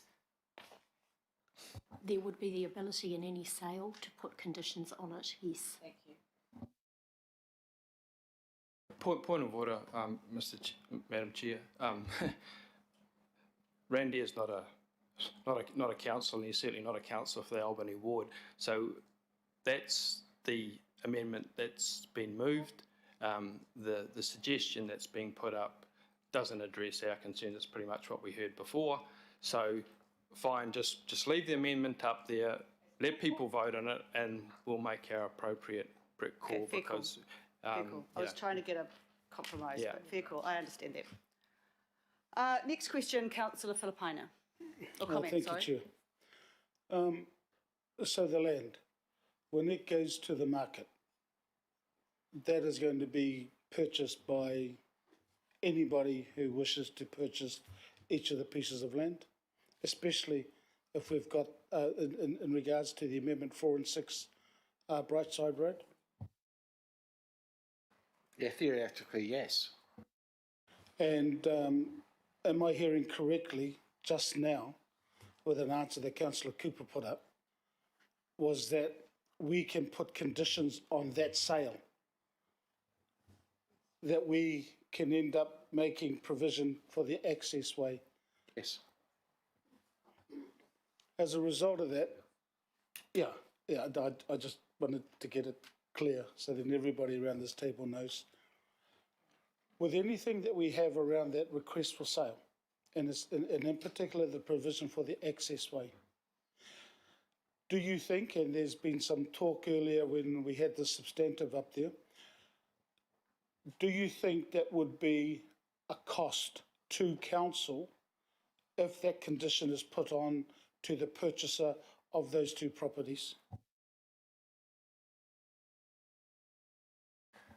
Through the Chair, part of the approach of going through the consenting process is to make sure part of the approach of council not doing more work is to make sure that actually the person who purchases has the cost rather than council. Because as you asked your first question around, we don't know who may buy it, we do not know what they may want to use it for. You know, and actually both of those things will impact actually how you then have to achieve the access. Yeah, so look, that's the whole point for this, is that any issues that arise would be at the time of purchase, wouldn't it? Look, what I'm trying to get at, Ross, is this, is that if the house is up for sale, I want to purchase both those homes. You then come to me and say to me, look, we got no problem selling it to you, but you will have to make provision of the access way to start at number 6 Brightside Road, Whangaparoa. That's what I'm hearing is what you will say to me as the purchaser. And then I have a choice of saying yes or no, or do I just go with what you've asked the request for? That's what I'm trying to get at. The question that was asked of me, and obviously this is a matter for council when they sell it, was can conditions be placed on the sale? Any sale of property can have conditions placed on it. The nature of those conditions can impact the value. It depends on what they are, and it depends on what the market is, where the market is sitting. So it would be, generally you would, because it is unknown what the properties may be used for, you and anyone who wanted to intensify development on those sites will need to go through a consenting process, and as part of that consenting process, all matters such as transportation would be considered, and that is the forum that you would generally find that these matters are dealt with, as opposed to dealing with them as conditions of a sale and purchase agreement. Thank you. Yep. Thank you, Councillor. Councillor Darby. Thank you. Well, it's good that we've narrowed it down to 2 properties rather than the all. It's good to hear the councillors, acknowledging support for the sale of the balance here today. I thought we probably could have refined it, but look, that's up to members. Randy, I've seen the feedback from your chief executive on how you go about resolving that design. It's in the consenting process. In that consenting process, you now have at your disposal the Roads and Streets Framework and the Transport Design Manual. Does those 2 documents, one leads to the other, how you use the Transport Design Manual, does not the Transport Design Manual show AT how to resolve unique situations like this at intersections, dimensions, qualities, safety, all of that. That's the idea of that tool. That's correct, Councillor Darby. Absolutely, that's our guidebook, if you like, for how we would do things. Certainly, that supports us in terms of the conversations we have at consenting stage, for example. It outlines what our minimum requirements are for how we treat intersections. That, coupled with the fact that we have experts within the wider team in terms of what's the best and safest outcome for intersections, would be dealt with through the design process. So yes, absolutely agree. There's the material and the guidance out there for us to consistently treat these intersections.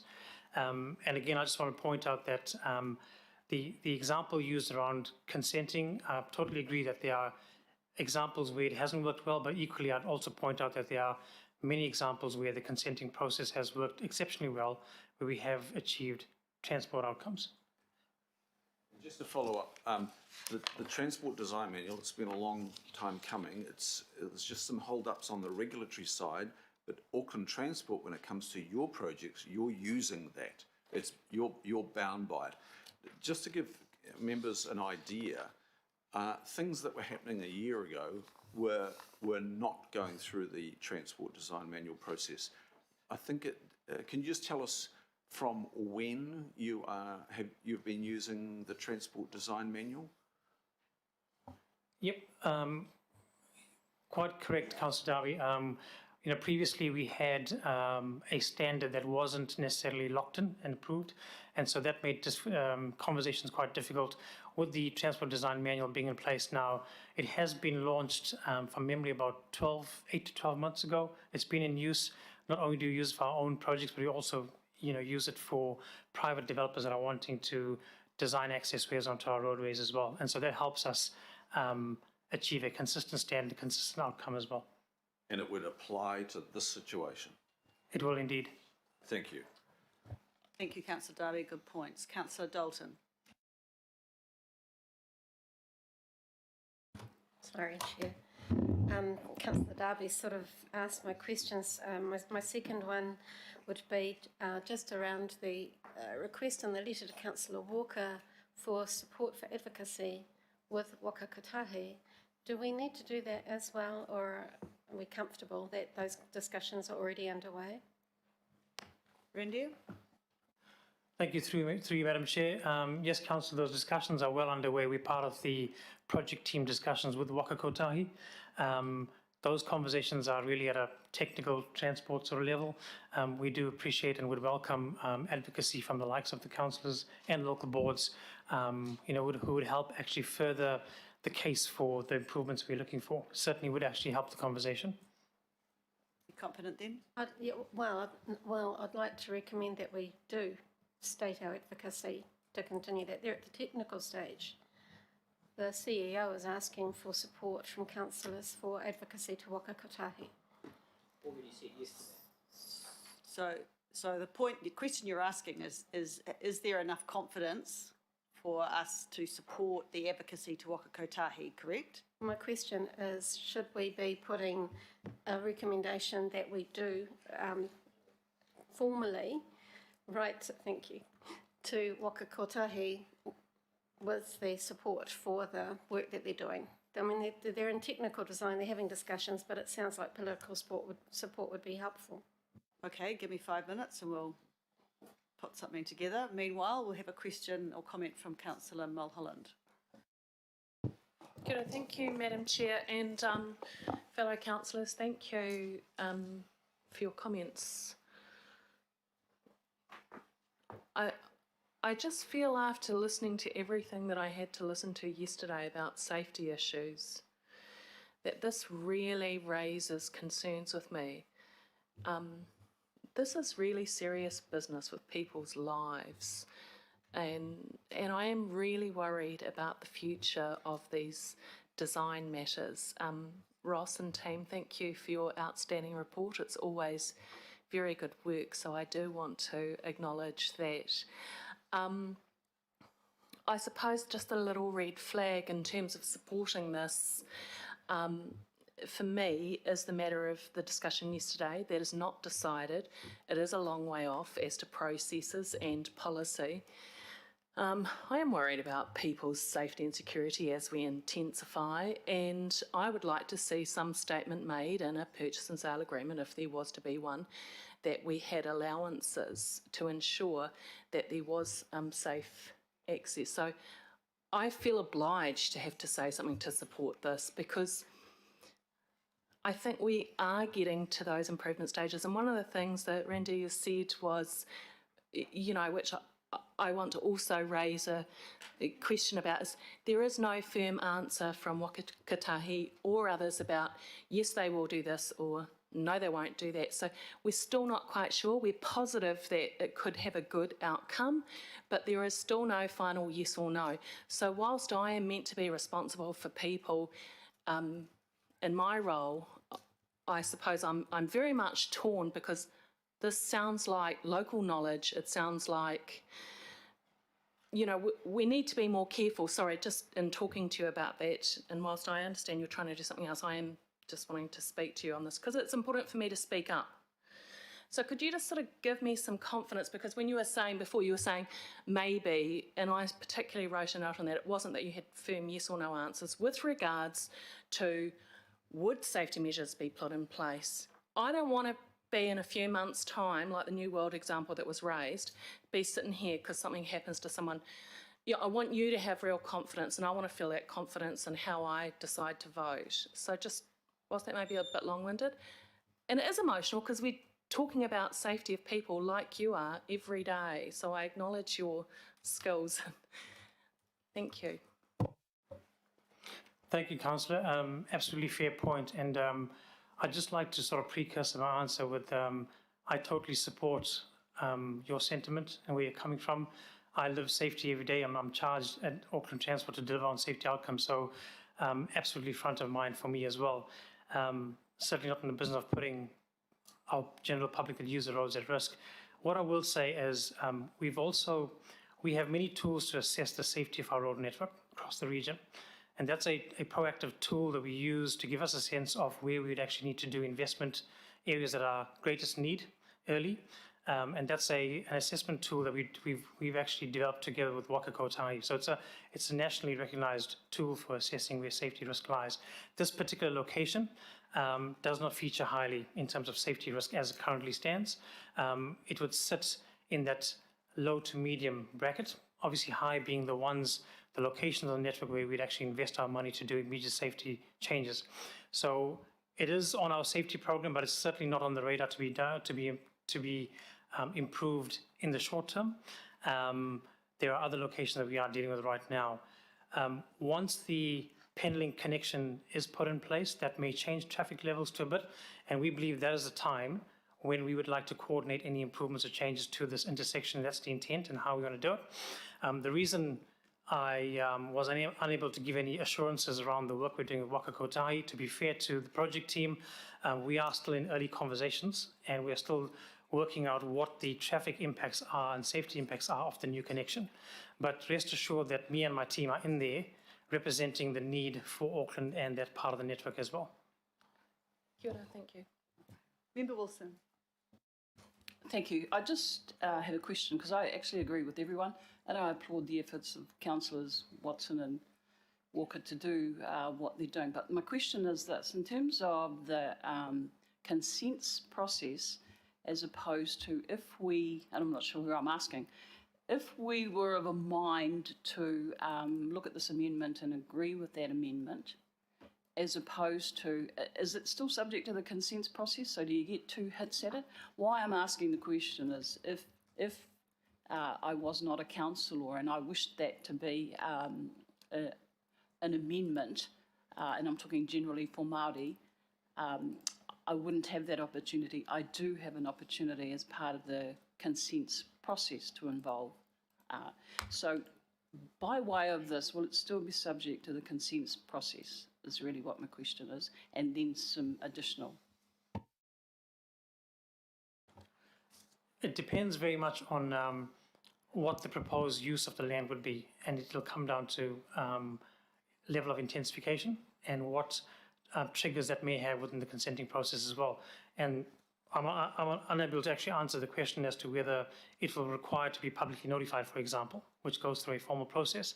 That would be determined once the use of the land is actually known.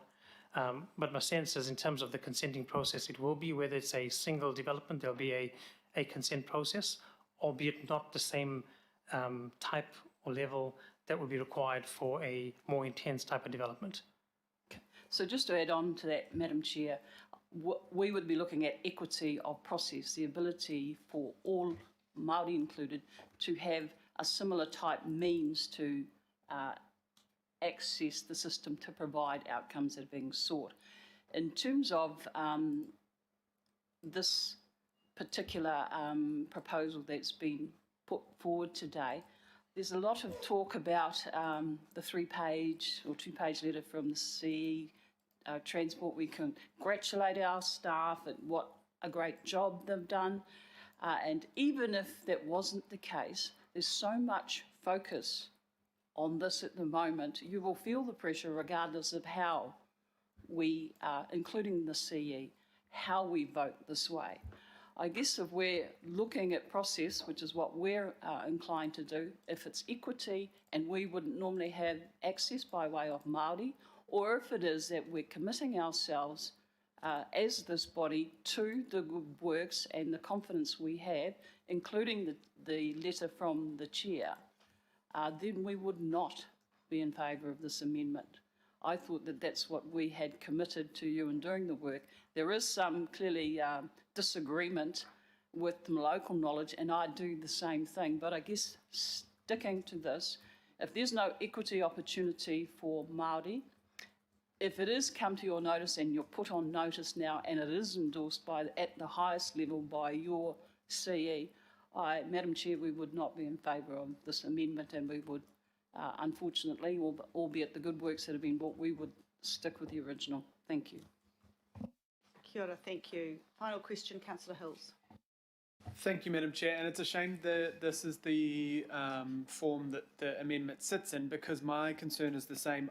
I've sat with Randir and tried to redesign intersections many a time because of the belief that I know best or know how to release my bus from the top of Oniwa Road, with or without buying land, and Randir always nods and nods, and then I realise I'm not the engineer in the situation. So my concern is that supporting this amendment says the access way, which Randir has said will not happen, is not planned, is not funded, and is not part of any plan. So this report and the agenda is on land sales. If there was so I guess my question, just double check, Randir, is there is no access way plan, and you would, even if we put this amendment through, there is no guarantee that, like, I'm just trying to understand the plan. Yeah, when I started, Councillor, the clarification I provided was the land we had set aside in that red line was not, the intention wasn't to provide an access way all the way through. It was for transport needs. The access way that currently exists is historical, but the intent based on our assessments is not to continue the access way all along that frontage of where the red line is, basically. So yeah. Thank you, Madam Chair. Well, I'll just speak. If it had been changed to the outcome where it was safe, a safe intersection, I would have supported it. But because we're putting in, so this is my just quick speaking turn, I really want to support this, but it doesn't make sense us putting something in that basically enables Auckland Transport and Panuku and the sales team for an outcome that is not real or not planned. So they can't provide something that is not going to be provided through a sales process. So I'm just a bit confused. We're trying to design something that's not going to happen, whereas if it was slightly changed to talk about the safe intersection or safe access, I'd totally support it. But we're supporting something that's not a transport report on an agenda. This is a sales process, and we can't design and plan. Correct. Okay, team, I'm going to take a... Oh, hold on. No, you've got a question, haven't you? Yes. God. We spend hours on the things that are marginal and not much time on the things that are central sometimes. But look, I understand the concern of both councillors who are local councillors and respect their local knowledge. It seemed to me that the better way of doing it was that the resolution read to make provision for safe access at, and I'm just wondering whether John or Wayne would accept that. It seems to me that there's, okay, well, there you go. If John's happy with that, then I think we don't even need a vote on it, probably, do we? John, are you happy with that? Save us, mate. It's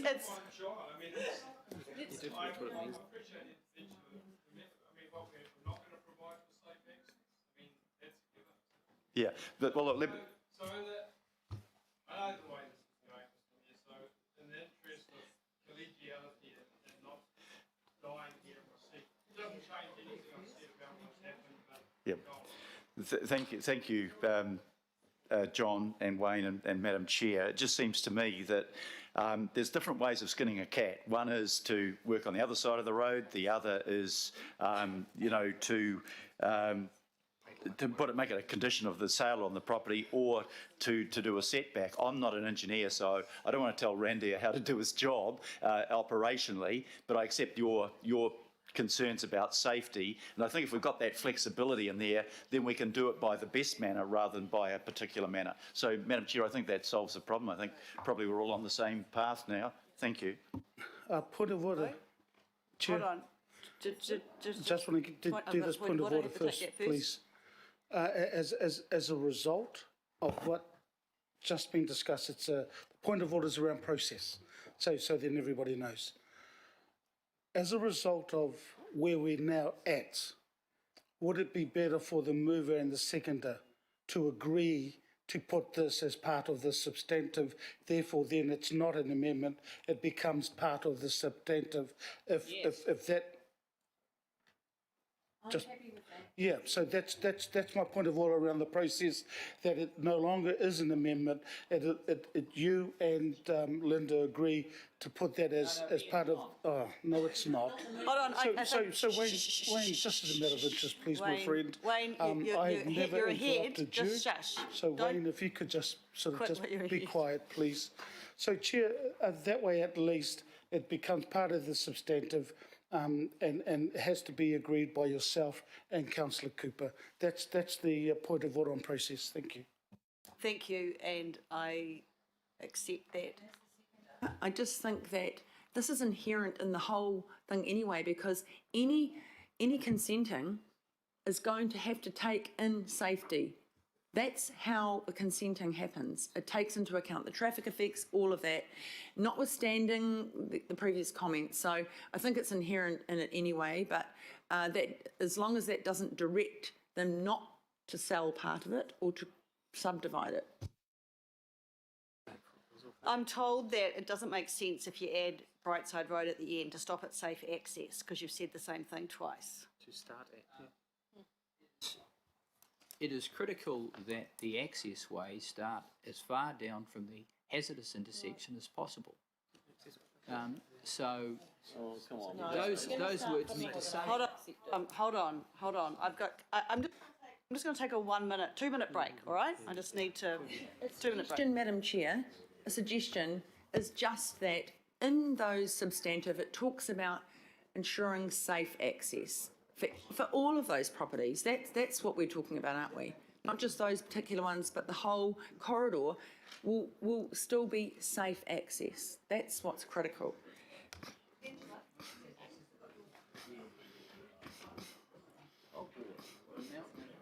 Well, you're making the mountain out of molehill. That's the problem.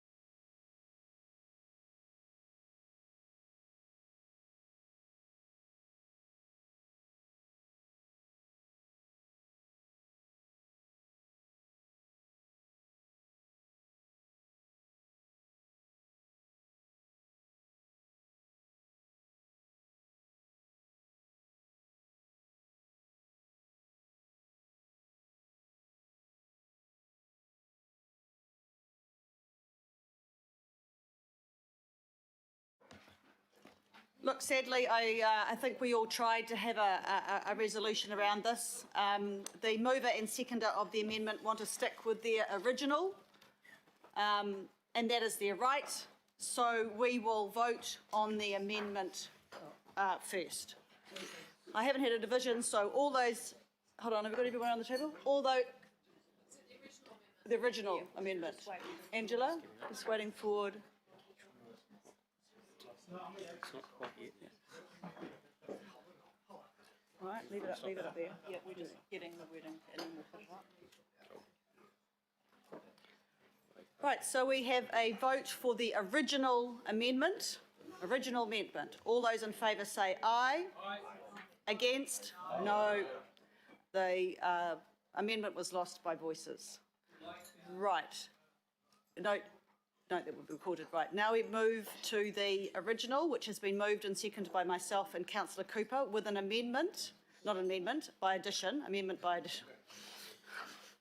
Amendment by addition, which which was brought up by Councillor Dalton. Thank you for that. She has seen the amendment. Auckland Transport seen the amendment.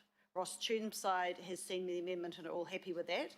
So to that end, I'll put all questions. No, done. Fine. Yep. Okay. All those in favour. Oh, sorry. No. Hold on.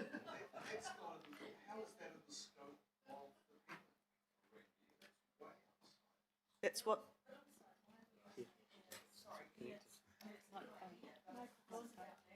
This is about land sale, not about Waka Kotahi, isn't it? Sorry, question.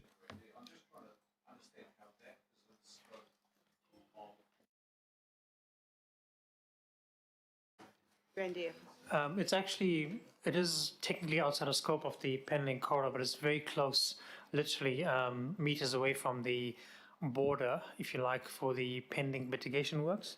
So it's really very close. And what we are currently discussing with the Waka Kotahi team is to actually include that as part of the works. Okay, that's good. Thank you. It is really in very close proximity, Councillor. Thank you. Councillor Cooper. Right?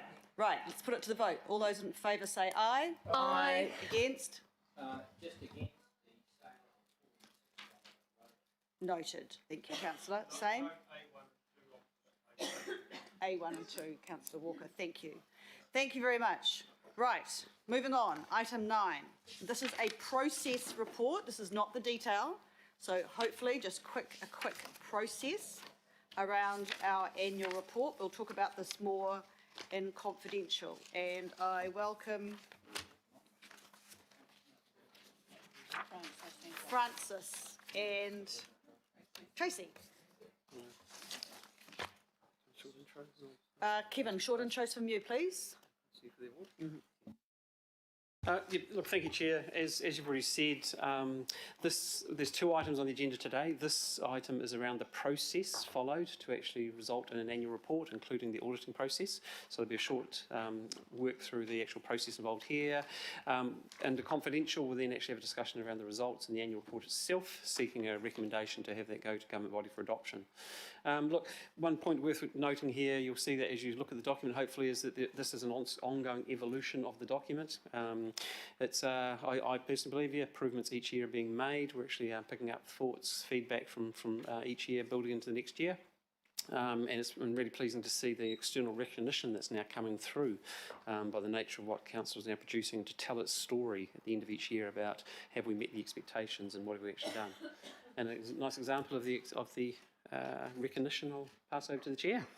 So, members, I just thought it would be really nice. Again, I'm a little Miss Positive, celebrating success, and I think I would like you to join with me in thanking the staff who have recently won an award from the Chartered Professional Accountants of Australia for the Best Integrated Report in the Public Sector for New Zealand award, and it was for the 18-19 annual report. So could you put your hands together and just say thank you?